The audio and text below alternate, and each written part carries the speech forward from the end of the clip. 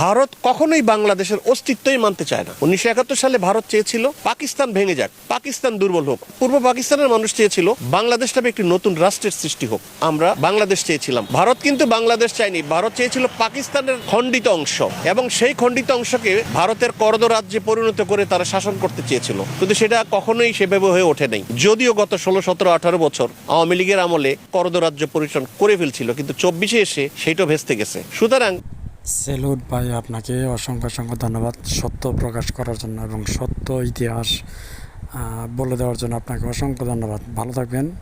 আর এটাই হচ্ছে চিরন্তন সত্য, ভারত বাংলাদেশের কখনো না ভালো চেয়েছে না ভালো চাইবে, কারণ ভারত নিজস্ব লাভ ছাড়া এক পাও এগায় না, এটাই হচ্ছে বাস্তবতা।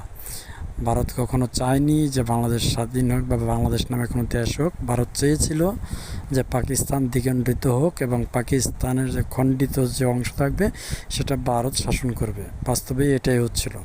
বিগত আওয়ামী লীগ সরকারের সময় প্রায় হয়েই গেছিলো, কিন্তু ছাত্র জনতা আওয়ামী লীগকে হটাই দেওয়ার কারণে ভারতের সে আশাটা পূর্ণ হলো না। ভিডিওটা পারলে সর্বোচ্চ শেয়ার করে দিয়ে সবাইকে সত্য জানার সুযোগ করে দিবেন। ধন্যবাদ সবাইকে। আসসালামু আলাইকুম।